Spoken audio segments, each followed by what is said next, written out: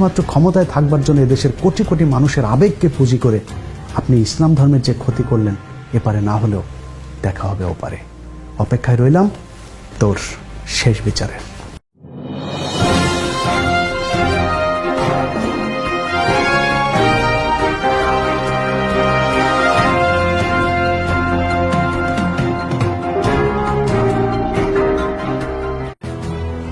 দর্শক, বানর থেকে মানুষ নাকি মানুষ থেকে বানর? ডারউইন বলেছিলেন বানর থেকে মানুষের উৎপত্তি হয়েছে। আমি বলছি মানুষ থেকে বানরের জন্ম। তাহলে সত্য কোনটা? চলুন আজকে তার একটা বৈজ্ঞানিক বিশ্লেষণ করা যাক। দর্শক, বিজ্ঞানের এই গুরুত্বপূর্ণ গবেষণার কাজটি আমাদের কথিত বিজ্ঞানী ডক্টর জাফর ইকবালকে দিয়ে করা যাক। জাফর ইকবালের দাদার দাদা ছিলেন তেলাপোকা, তার দাদা ছিলেন ছাড়পোকা, তারও দাদা ছিলেন উই পোকা, তার দাদা ছিলেন হাতি, পাতি শিয়াল ছিলেন তার দাদা। জাফর ইকবালের আপন দাদা ছিলেন হনুমান আধা বানর ছিলেন জাফরের বাবা।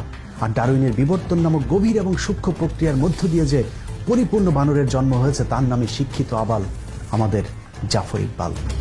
বংশবিস্তারের মাধ্যমে জাফর প্রজাতির বানরেরা আজ মাঝে মধ্যেই সমাজে ভেঙচি কাটে।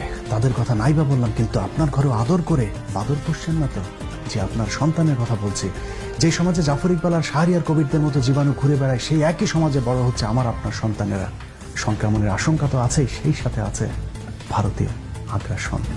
অংশ হিসেবে বাংলাদেশের শিক্ষা ব্যবস্থায় নাস্তিক্যবাদ প্রতিষ্ঠার লক্ষ্যে 2013 সালে প্রফেসর মোহাম্মদ মোস্তফা কামাল উদ্দিনকে সরিয়ে ভারতীয় এজেন্ট নারায়ণচন্দ্র শাহকে জাতীয় শিক্ষাক্রম ও পাঠ্যপুস্তক বোর্ডের চেয়ারম্যান নিযুক্ত করা হয়। আর বোর্ডের সম্পাদনার দায়িত্বে আছেন ডাক্তার সৌমিত্র চক্রবর্তী, তার সাথে আছেন মেড ইন ইন্ডিয়ান মাল জাফর ইকবাল। ভারতীয় তিন দালাল মিলেই বাংলাদেশের শিক্ষার্থীদের চরম কৌশলে মগজ ধুলাই করে ইসলাম বিদ্বেষী বানানোর এজেন্ডা বাস্তবায়ন শুরু করেছে। শিক্ষার নামে কুশিক্ষা দিয়ে কিভাবে শিক্ষার্থীদের মগজ ধুলাই করা হচ্ছে সেটা একটু দেখা যাক। 2014 সাল থেকে নবম দশম শ্রেণীর সাধারণ বিজ্ঞান, জীববিজ্ঞান থেকে শুরু করে একাদশ দ্বাদশ অনার্স পর্যন্ত নতুন একটি অধ্যায় চালু করা হয়েছে, যে অধ্যায়ে ডারউইনের বিবর্তনবাদ শিক্ষা দেওয়া হচ্ছে। এই অধ্যায়ের মূল বিষয় হলো মানুষ একসময় বানর শিম্পাঞ্জি থেকে বনমানুষ হয়ে তারপর সেখান থেকে আধুনিক মানুষে রূপ নিয়েছে। এই আজগুবি কথা আমরা দীর্ঘদিন ধরে শুনে আসলেও এবার কৌশলে সেটাকে বৈজ্ঞানিক সত্য হিসেবে প্রতিষ্ঠিত করবার চেষ্টা চলছে। নবম দশম শ্রেণীর সাধারণ বিজ্ঞান বইয়ের 100 নম্বর পৃষ্ঠায় পৃথিবী উৎপত্তির এক কাল্পনিক ধারণা দেওয়া হয়েছে। সেই পৃষ্ঠায় বলা হয়েছে খ্রিস্টপূর্ব 4র্থ শতাব্দীতে গ্রিক দার্শনিক অ্যারিস্টটল প্রমাণ করেন যে জীবজগতের বিভিন্ন জীবের ভেতর এক শ্রেণীর জীব অন্য শ্রেণীর জীব হতে অপেক্ষাকৃত উন্নত, এবং জীবগুলো তাদের পূর্বপুরুষ থেকে উৎপত্তি লাভ করে বিবর্তন বা অভিব্যক্তির মাধ্যমে ক্রমাগত পরিবর্তিত ও রূপান্তরিত হয়ে বর্তমান রূপ ধারণ করেছে। বিবর্তন একটি মন্থর এবং চলমান প্রক্রিয়া, এবং এই প্রক্রিয়ার মাধ্যমে গঠনগত সরল জীবন থেকে জটিল জীবনের উৎপত্তি ঘটেছে। বইয়ের 101 নম্বর পৃষ্ঠায় উল্কা পিণ্ড থেকে তারপর তাপ বিকিরণের মধ্য দিয়ে মেঘ, তারপর সমুদ্র, সেখান থেকে প্রাণী উদ্ভিদ জগতের আজগুবি উদ্ভবের এক বর্ণনা দেওয়া হয়েছে। কিন্তু সমুদ্রের পানি থেকে কিভাবে মানুষ ও প্রাণী জগৎ, উদ্ভিদ জগতের জন্ম হলো, তার বৈজ্ঞানিক কোনো ব্যাখ্যা নেই তাদের তত্ত্বে। বইয়ের পরের পৃষ্ঠা অর্থাৎ 101 নম্বর পৃষ্ঠায় উল্কা পিণ্ড থেকে জন্ম নেওয়া পৃথিবীতে কিভাবে মানুষের জন্ম হলো সেটারও এক অদ্ভুত চিত্র আঁকা হয়েছে।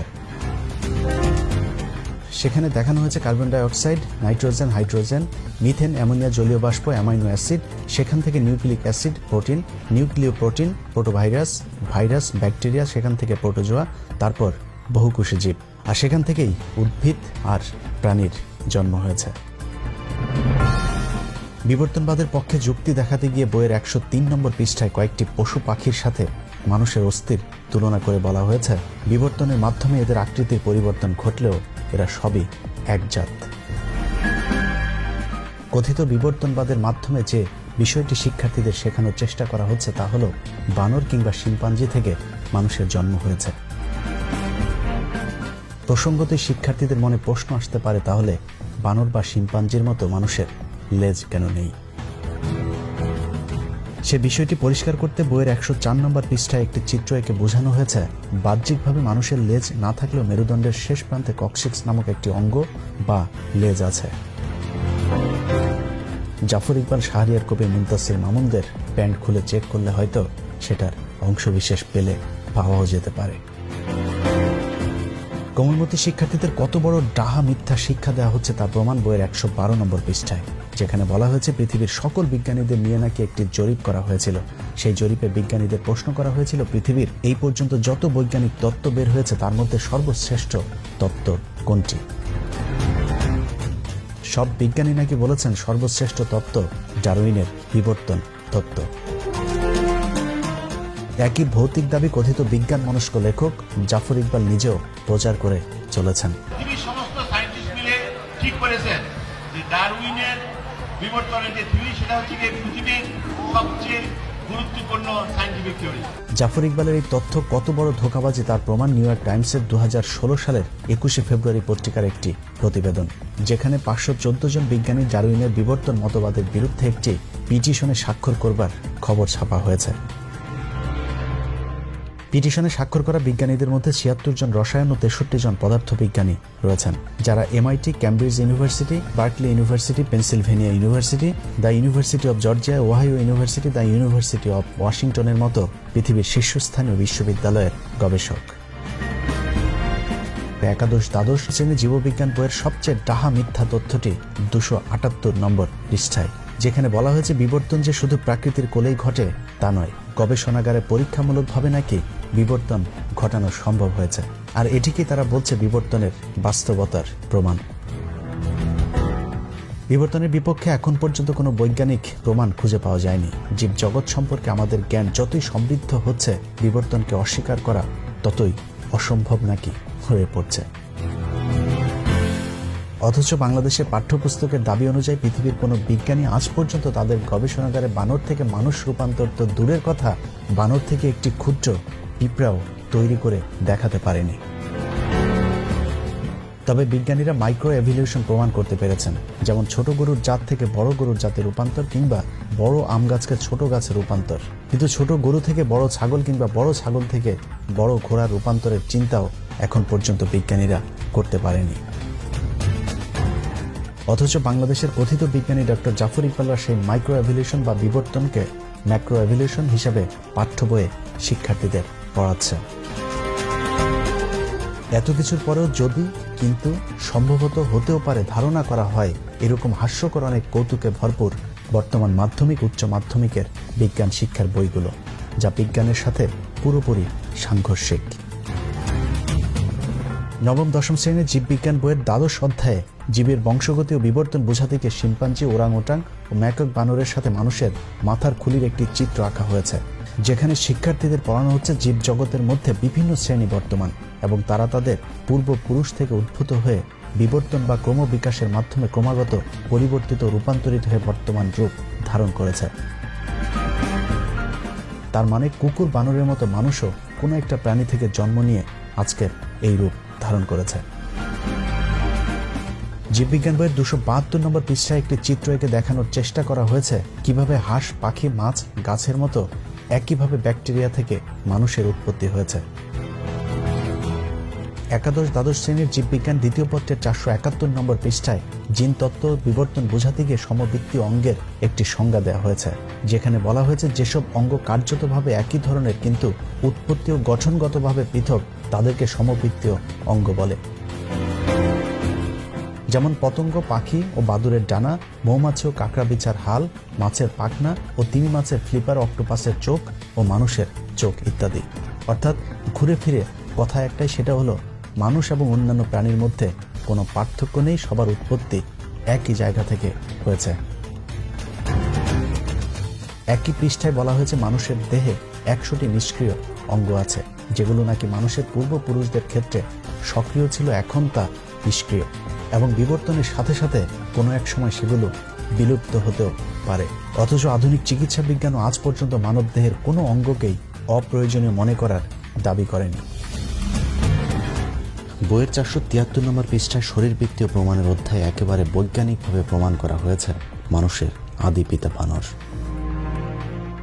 নারায়ণচন্দ্র আর জাফর ইকবালেরা তাদের বইতে লিখেছেন, বানর, নরবানর ও মানুষের শরীরে ট্রিপসিন পরীক্ষা করলে দেখা যায় এদের রাসায়নিক উপাদান ও কর্মপদ্ধতি একই রকম। বানরের রক্তের সাথে গ্লাসিয়াল অ্যাসিটিক অ্যাসিড মিশ্রিত করে উত্তপ্ত করলে স্ফটিক আকারে পরিণত হয়। এই স্ফটিকগুলোকে হিমোগ্লোবিন স্ফটিক বলা হয়। দেখা গেছে মানুষের হিমোগ্লোবিন স্ফটিকের আকার হুবহু দেখতে বানরের হিমোগ্লোবিন স্ফটিকের মতোই। ঘোড়া ও কুকুরের হিমোগ্লোবিন স্ফটিকের আকার আবার ভিন্ন। এতে প্রমাণিত হয় যে মানুষ ও বানর নিকট আত্মীয়। বানরের পূর্বপুরুষ থেকে ক্রমবিকাশের মাধ্যমে মানুষের সৃষ্টি হয়েছে, তার মানে মানুষের আদি পিতা বানর। ডিগ্রি দ্বিতীয় বর্ষের প্রাণীবিজ্ঞানে ল্যামার্কিজম ও ডারউইনবাদের পূর্ণাঙ্গ আলোচনা করা হয়েছে। এই অধ্যায় বিবর্তনের মাইক্রো, ম্যাক্রো ও মেগা এই 3টি ধাপ সংযোজন করা হয়েছে। এই অধ্যায়ে গ্রেগরির মানুষ উদ্ভাবনের তত্ত্বটি আলোচনা করা হয়েছে, যেখানে বলা হয়েছে মানুষ যে বংশ থেকে উৎপন্ন হয়েছে তা সম্ভবত ছিল বড় মস্তিষ্ক বিশিষ্ট অ্যানথ্রোপয়েডের বা নরবানর। এরা দেখতে অনেকটা শিম্পাঞ্জি ও গেরিলা দলের মতো ছিল, অর্থাৎ এখানেও বানর, গেরিলা, শিম্পাঞ্জি থেকে মানুষের উদ্ভবের কথা বলা হয়েছে। মানুষের আগের জাতের চেয়ে বর্তমান জাতের মাঝে কিছু পরিবর্তন বা বিবর্তনের কথা বলা হয়েছে। সেগুলি হলো, আগে মানুষ খাড়া হয়ে চলতে পারত না, হাত পা লম্বায় সমান ছিল, অর্থাৎ মানুষ ও বানরের মতোই 4 হাত পায়ে ভর দিয়ে হাঁটত। চেয়াল ও দাঁতের আকার এখনকার চেয়ে অনেক বড় ছিল। থুতনি, করোটা ও মস্তিষ্কের আকৃতিরও পরিবর্তনের কথা উল্লেখ করা হয়েছে এই অধ্যায়টিতে। অনার্স দ্বিতীয় বর্ষের সমাজবিজ্ঞান বইটি পড়লে স্পষ্ট হয়ে যাবে ডারউইন ও তার অনুসারীদের মূল উদ্দেশ্যই হল পৃথিবীকে ধর্মহীন করা। বইটির 269 থেকে 278 পৃষ্ঠাগুলোতে ধর্মের সংজ্ঞা ও উৎপত্তি বর্ণনা করতে গিয়ে সরাসরি ধর্মকে আক্রমণ করা হয়েছে। কার্ল মার্কসের তত্ত্বটিও এখানে সংযোজন করা হয়েছে, যেখানে ধর্মকে মিথ্যা ধারণা হিসেবে উল্লেখ করে বলা হয়েছে ধর্মই নাকি মানুষকে তন্দ্রাবিষ্ট করে রাখে বা ঘুম পাড়িয়ে রাখে। পৃথিবীর কোনো ধর্মই মানুষকে খারাপ হতে কিংবা অন্য ধর্মের মানুষের উপর হামলা করতে শেখায় না, বরং ভালোবাসতে শেখায়। প্রথম বিশ্বযুদ্ধ, দ্বিতীয় বিশ্বযুদ্ধ কিংবা পৃথিবীতে ঘটে যাওয়া কোনো বড় যুদ্ধই ধর্মের কারণে হয়নি, বরং ধর্মীয় বিধান মানলে সেসব যুদ্ধগুলো হয়তো এড়ানো যেত। তারপরেও এই বইতে বলা হয়েছে ধর্ম হলো মানুষের সৃষ্টি, যা সমাজে বিচ্ছিন্নতা সৃষ্টি করে এবং মানুষকে মোহগ্রস্ত করে রাখে। অন্যান্য শ্রেণীর বিজ্ঞানের পাঠ্য বইগুলোর মতো এই বইতেও সেই একই ধারণা দেওয়া হয়েছে যে পৃথিবীতে সৃষ্টিকর্তা বলে আসলে কিছুই নেই। বিবর্তন প্রক্রিয়ার মাধ্যমে বানর, গরিলা কিংবা শিম্পাঞ্জির মতো কোনো একটি জাত থেকে মানুষের আবির্ভাব ঘটেছে। অনার্স দ্বিতীয় বর্ষের প্রাণীবিজ্ঞানে কিছুটা কৌশল খাটানো হয়েছে, অনেকটা গোড়া ঠিক রেখে আগায় কিছুটা কাটছাট করবার মতো। ডারউইন সহ বিবর্তনবাদীদের যেসব তত্ত্ব এরই মধ্যে বিতর্কিত হয়েছে সেগুলোকে কাটিয়ে উঠতে লেমার্কবাদ, ডারউইনবাদ হয়ে নব্য ডারউইনবাদ, সেখান থেকে সংশ্লেষ মতবাদ সম্পর্কে আলোচনা করা হয়েছে। আগের মতবাদগুলোর নানান ভুল ত্রুটির সমালোচনা করে সবশেষ সংশ্লেষ মতবাদকেই আধুনিক মতবাদ হিসেবে উল্লেখ করা হয়েছে। যে তত্ত্বের মূল বক্তব্য বানর কিংবা শিম্পাঞ্জির মতো মানুষের আগে লেজ ছিল, সময়ের বিবর্তনে লেজ বিলুপ্ত হয়েছে, অর্থাৎ মানুষও বানর, শিম্পাঞ্জি কিংবা বন্য মানুষ ছিল। ডারউইন যেটা বলেছেন সেটা হচ্ছে গিয়ে বিবর্তনের থ্রু একটা প্রাণী জন্ম নিয়েছে, সেই প্রাণীর একটা ব্রাঞ্চ হয়েছে মানুষ, একটা ব্রাঞ্চ হয়েছে শিম্পাঞ্জি, একটা ব্রাঞ্চ হয়েছে ওরাংউটাং, আর একটা ব্রাঞ্চ হয়েছে গরিলা, বুঝেছো? অলরাইট, এবং তাদের একটা ব্রাঞ্চ হয়েছে বানর। কাজেই বানর এবং মানুষ একই প্রাণী থেকে ইভলভ করেছে, বুঝেছো দর্শক? মানুষের আদি পিতা বানর কিনা সেটা বৈজ্ঞানিকভাবে এখনো প্রমাণ হয়নি, কিন্তু জাফর ইকবালের আদি পিতা যদি বানর হয়েও থাকে, তারপরে অনর হয়ে আমি বলবো মহান রাব্বুল আলামিন আমাকে সৃষ্টি করেছেন, আমি আশরাফুল মাখলুকাত। পবিত্র কোরআনের আরেকটি বিশেষ নাম হচ্ছে এটা একটি বৈজ্ঞানিক কোরআন। পবিত্র কোরআনের অসংখ্য আয়াত আছে যেখানে পৃথিবীর সৃষ্টির রহস্য সহ বিভিন্ন ধরনের বৈজ্ঞানিক আলোচনা করা হয়েছে। সূরা ইয়াসিনের 36 নম্বর আয়াতে বলা হয়েছে, মহিমায়িত সেই সত্তা যিনি প্রতিটি বস্তুকে জোড়ায় জোড়ায় সৃষ্টি করেছেন, ভূমি যা উৎপাদন করে এমনকি তাদের নিজেদের প্রজাতি অর্থাৎ মানব জাতি, আর সেই সব বস্তু যা তারা নিজেরাও জানে না। সূরা শুরার 11 নম্বর আয়াতে বলা হয়েছে, তিনি তোমাদের মধ্যে জোড়া তৈরি করেছেন, পশুদের মধ্যেও করেছেন জোড়া, এভাবেই তিনি বংশ বিস্তার করেন। সূরা রাদের 3 নম্বর আয়াতে বলা হয়েছে, এবং প্রত্যেক প্রকার ফল সৃষ্টি করলেন জোড়ায় জোড়ায়। সূরা লোকমানের 10 নম্বর আয়াতে বলা হয়েছে, তিনি আসমান হতে বৃষ্টি বর্ষণ করেন এবং তাতে সর্বপ্রকার উদ্ভিদ জোড়ায় জোড়ায় জন্মায়। সূরা নিসার 1 নম্বর আয়াতে বলা হয়েছে, হে মানুষ, তোমরা তোমাদের রবকে ভয় করো, যিনি তোমাদেরকে এক ব্যক্তি হতে সৃষ্টি করেছেন এবং যিনি তার থেকে তার সঙ্গিনীকে সৃষ্টি করেছেন আর বিস্তার করেছেন তাদের দুজন থেকে অগণিত পুরুষ ও নারী। সূরা নূরের 45 নম্বর আয়াতে বলা হয়েছে, এবং আল্লাহ পানি হতে সকল জীব সৃষ্টি করেছেন, এদের কিছু পেটের উপর ভর করে চলে, আর কিছু 2 পায়ের উপর ভর দিয়ে চলে, আর কিছু চলাচল করে 4 পায়ের উপর ভর করে। আল্লাহ তার ইচ্ছা মতো সৃষ্টি করেন, নিশ্চয়ই আল্লাহ সর্বশক্তিমান।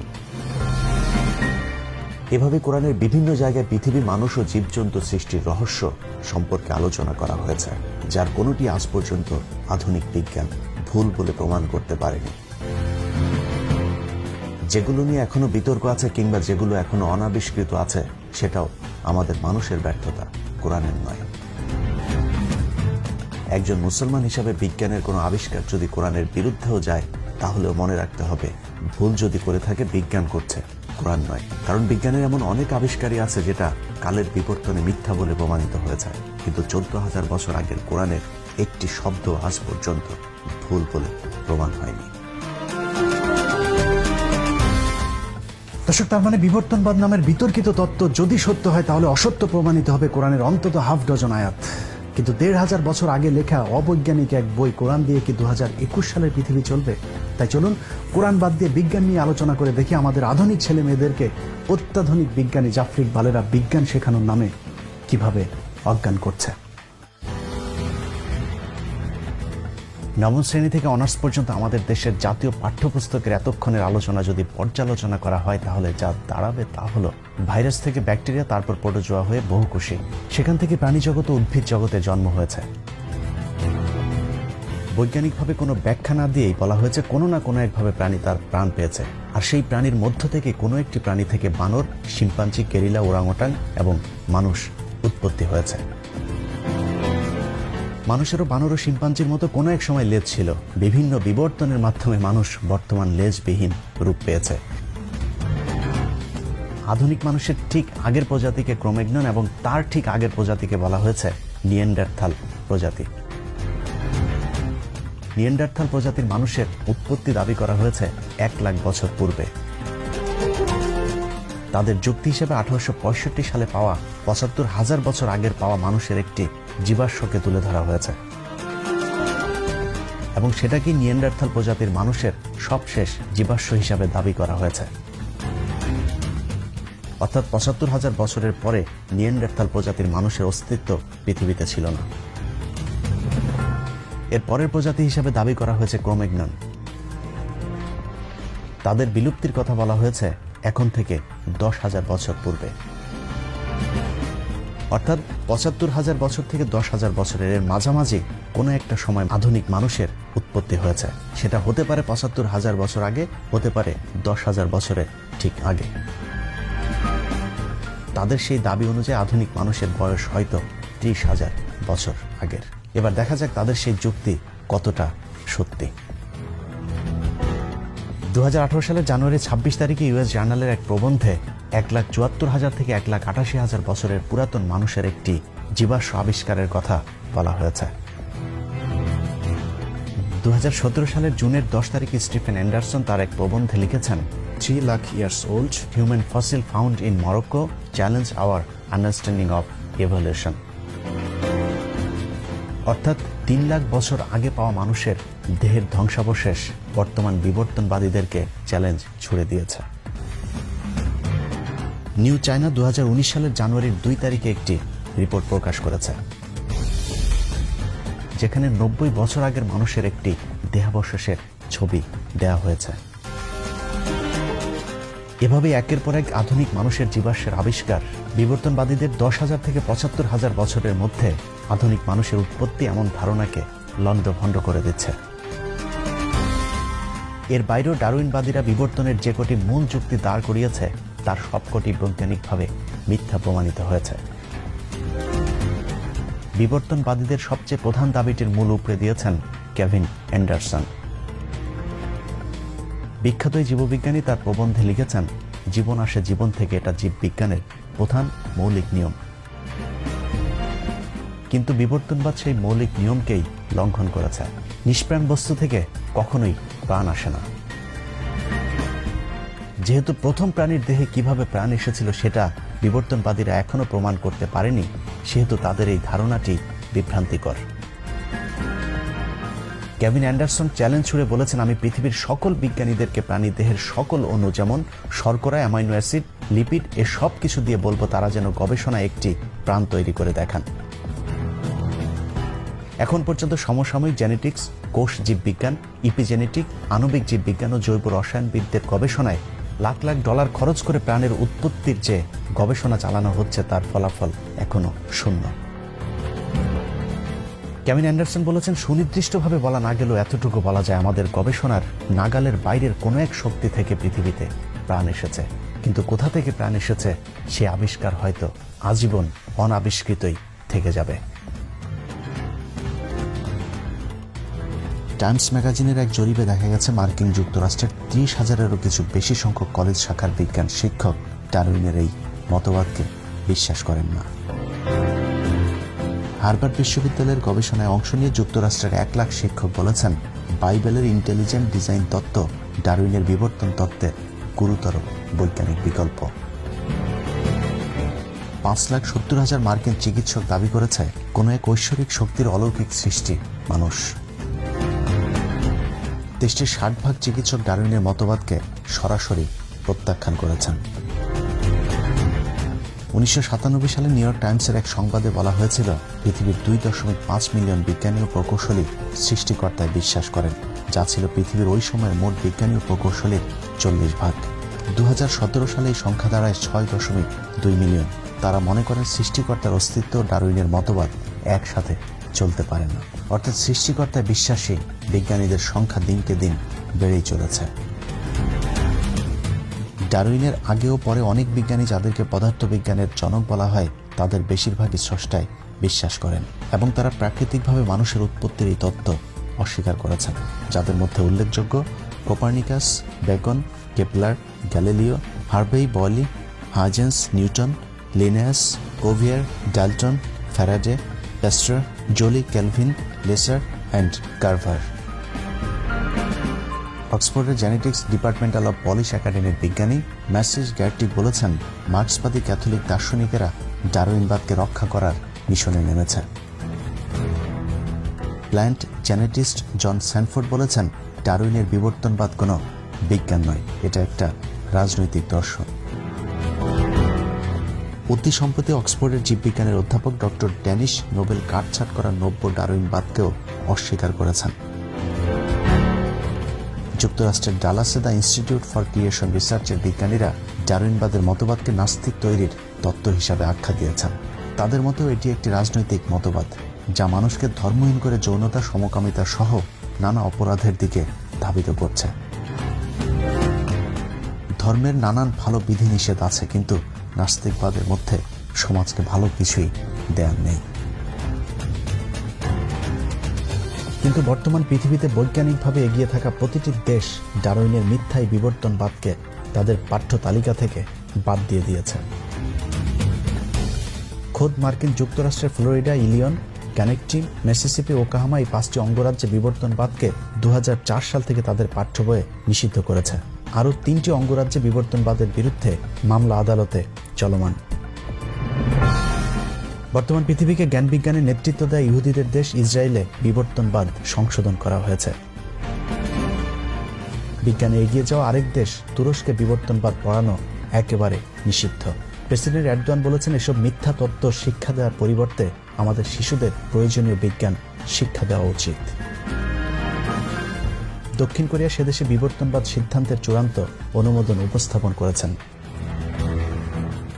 রোমানিয়া 2006 সাল থেকে রাষ্ট্রীয়ভাবে সেদেশে বিবর্তনবাদ পড়ানো নিষিদ্ধ ঘোষণা করেছে। এছাড়াও সৌদি আরবেও বিবর্তনবাদ শিক্ষা দেয়া নিষিদ্ধ।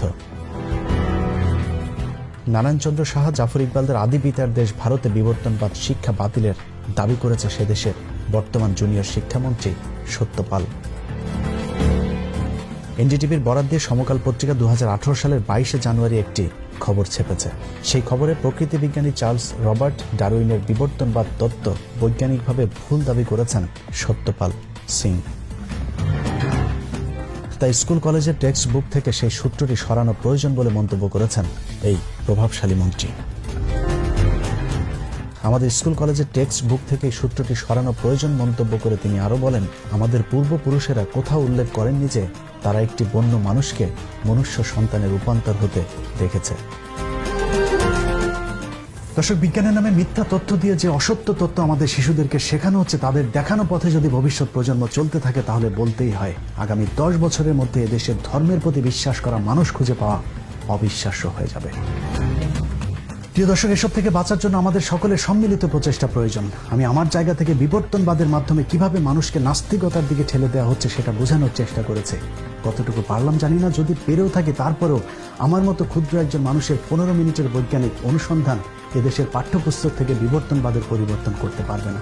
তারপরেও কেন কথা বলি জানেন? হাজার দুঃস্বপ্নের মাঝে স্বপ্ন দেখিয়ে দেশের অচেতন মানুষগুলো একটু যদি সচেতন হয়। আর শেখ হাসিনা শুধুমাত্র ক্ষমতায় থাকবার জন্য এদেশের কোটি কোটি মানুষের আবেগকে পুঁজি করে আপনি ইসলাম ধর্মের যে ক্ষতি করলেন, এপারে না হলেও দেখা হবে ওপারে। অপেক্ষায় রইলাম তোর শেষ বিচারে। আল্লাহ হাফেজ।